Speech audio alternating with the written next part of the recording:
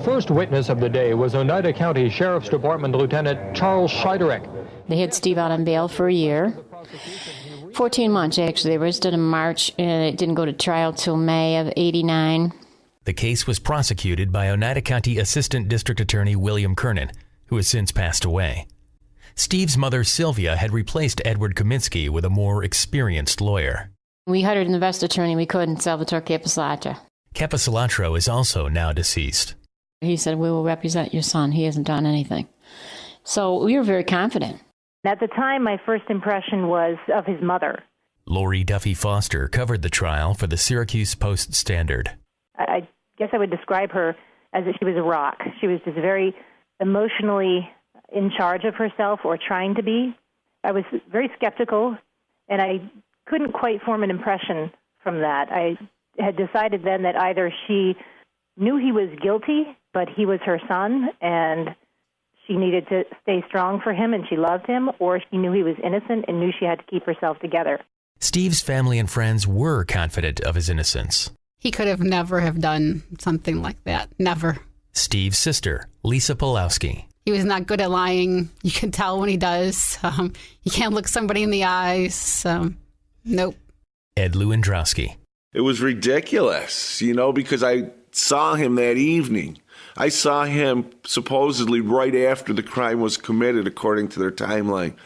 And to tell me that somebody I've known since first grade just went out and brutally raped and killed and then come and meet me and, hey, what's up, and talk about our day like any other day is just ridiculous, so I'm getting goosebumps thinking about it, going back in time like that. But he was right there at Riverside Lanes. What's up, Steve?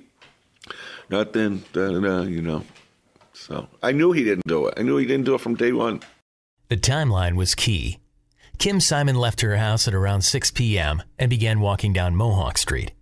Steve said he wasn't on Mohawk Street at all that day, but that he left his house between 5:30 and 6, stopped for gas, and drove to the bowling alley on Route 49.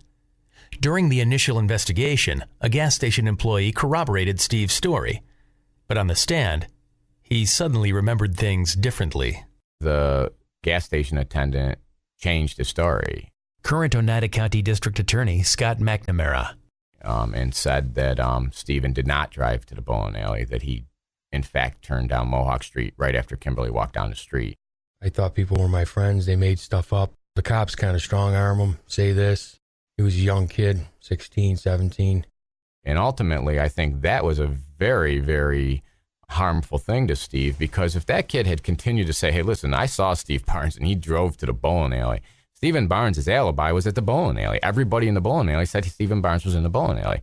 If those testimonies of his alibi were correct, former Syracuse Post-Standard reporter Lori Duffy Foster. Then he would have had to kill Kimberly Simons and get back to Riverside Lanes in about 10 minutes. It was just unbelievable. Other witnesses gave conflicting testimony. Some said they saw Kim on Mohawk Street and even said that they saw her talking to Steve in his truck. Others said they saw Kim and a man in a truck, but that it wasn't Steve and it wasn't Steve's truck. And we were very confident. I mean, every day we come down the elevator and our defense attorney used to say, nobody heard us today. Even the prosecution witnesses really were helping Steve. They'd say that wasn't his truck, and this wasn't when I seen him, and this wasn't the time and all. Then there was the testimony of off-duty Utica police officer Philip Arcuri. Officer Arcuri testified that as he drove down Mohawk Street, he saw a maroon pickup truck parked by the side of the road facing south. The left front wheel, it was illegal, to my opinion.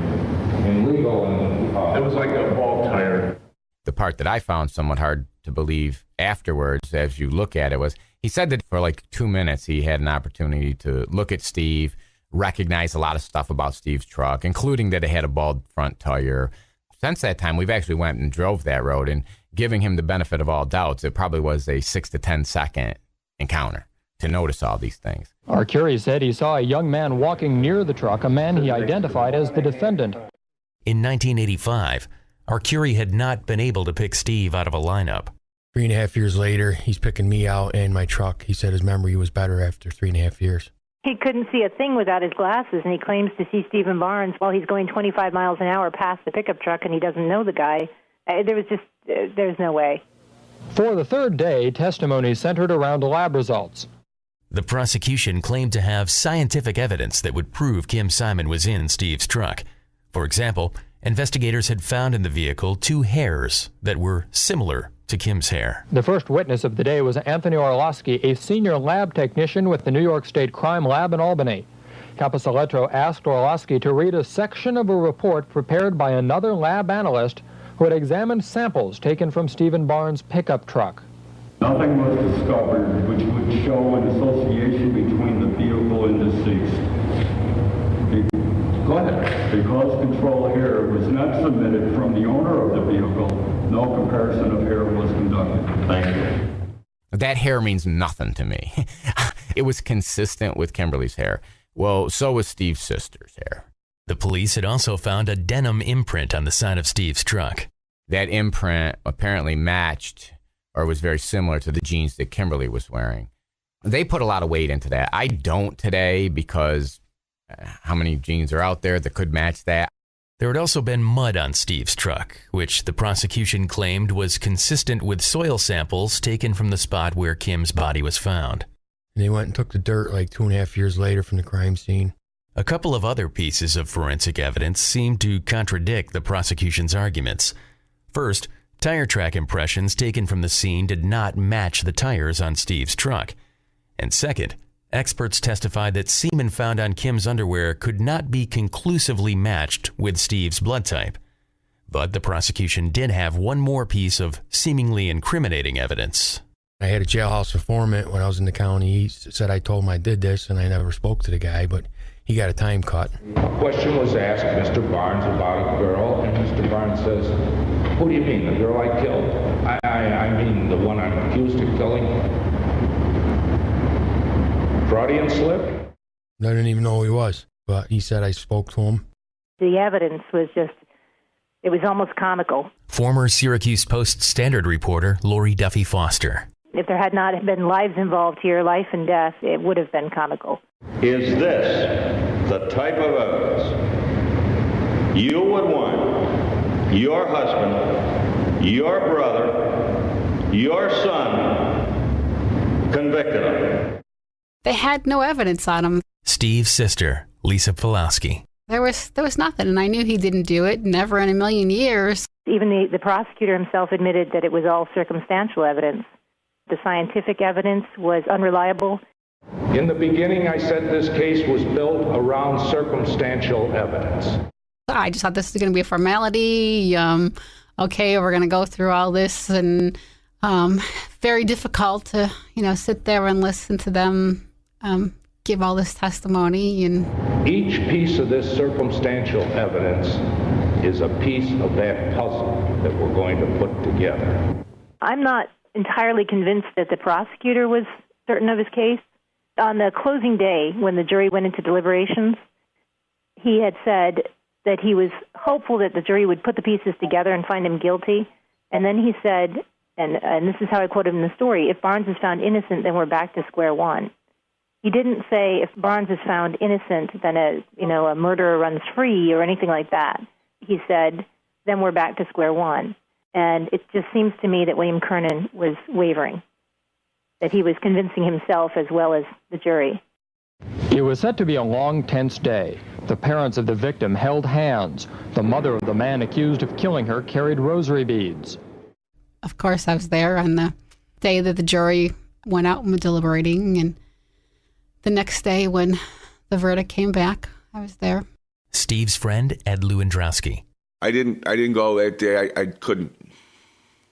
I said, they can't convict me of this, On June 2nd, they did. The jury came in. The clerk asked what their verdict was on the first count, one of rape. On the charge of rape in the first degree. Guilty. I thought for sure it was going to be not guilty. When they said guilty, I was in a state of shock. One by one, the jury foreman read the verdicts. Guilty of rape, sodomy, and murder. The Barnes family reacted with anger and grief. immediately started crying and looked at my brother. And The defendant at first looked ahead at the desk in front of him, then dropped his head. I melted right there. There's a famous picture of me with my head down. I just started crying, and I just went into like shock. I was like, can't even believe this is happening to me, you know? I threw up. I got physically sick. I couldn't believe it. The kid, they had no evidence. I just didn't understand what they convicted him on. I was shocked. I was very much shocked, as was, I think, much of the courtroom. I remember he cried, but I remember his mother did not. I mean, you could look at her and see she was on the verge, and you could see it was a huge battle for her. When they announced the verdict, I could not believe it. I just couldn't believe it. But it was almost like she said to herself, I can't afford to break down. I need to just accept this and move on to the next step. Publicly, she was just a rock. I never took a drop of food or water or anything for 7 days. I didn't even want to live. I thought, this can't be happening. the only thing I can think of is that they believe the testimony of what I believe to be the lies of the Utica cop, and they believed him. Cops aren't supposed to lie. I know the trial strategy of the defense lawyer was that the prosecution had to prove their case.